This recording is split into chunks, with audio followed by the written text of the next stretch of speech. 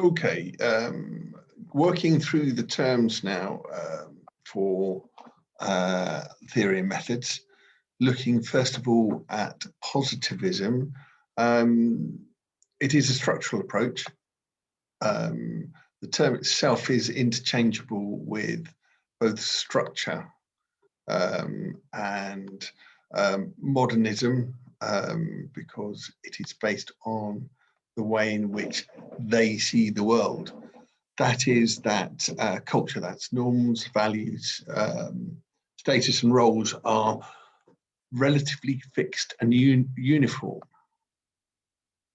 That is, they are the same and they are unchanging, and they effectively govern human behavior. They constrain what individuals can do, and sees individual motivation and action as a product of social institutions.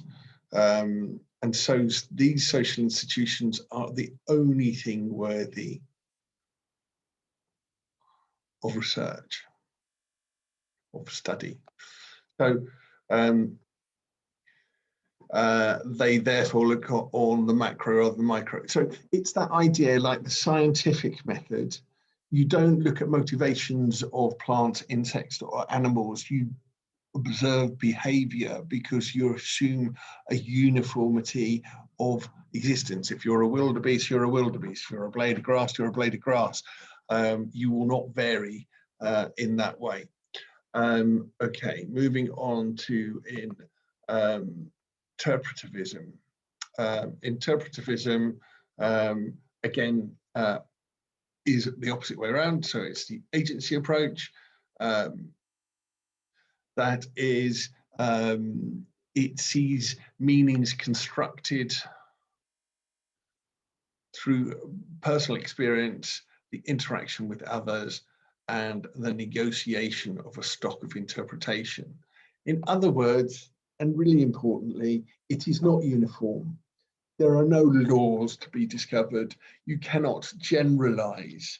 If you look at one instant or one situation, it's not transferable to another, because what's underneath it, the culture, the norms, the values, may be variable between.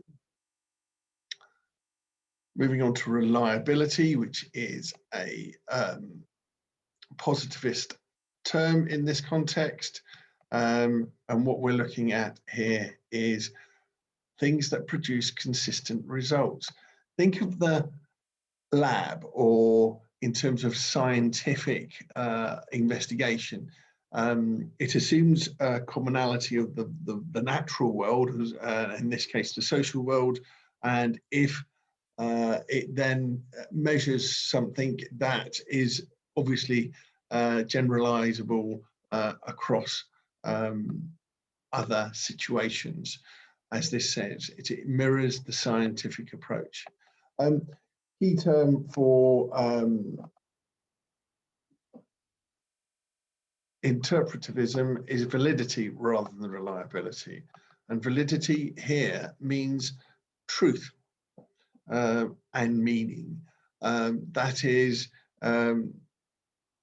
it looks into the individual motivation. It looks to measure what goes on inside people's heads, completely opposite to the positivist approach. And it looks to reveal subjective understanding rather than an objective reality.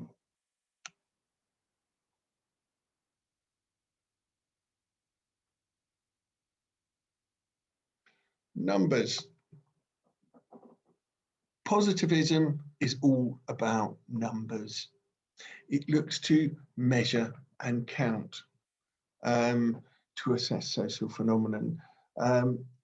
Its results are always generalizable and often take the form of statistics. So in other words, it talks about, it assumes this idea of commonality, assumes this idea that we are pretty much conformed to being the same. Conversely, Conversely, an interpretivist approach would be looking to provide words. If you're looking to find the meanings that individual actors attach to the social world, it is really only measurable in how they think and what they say. So whether it be a monologue on a video or it comes down to the idea of it being words, because culture is negotiable and variable. So it makes no sense to generalize, as it says here, generalization is meaningless. Close-ended questions. Close-ended questions, looking to get people to rate agreements on a scale or figures out of 10. Clearly a positivist approach, because it assumes that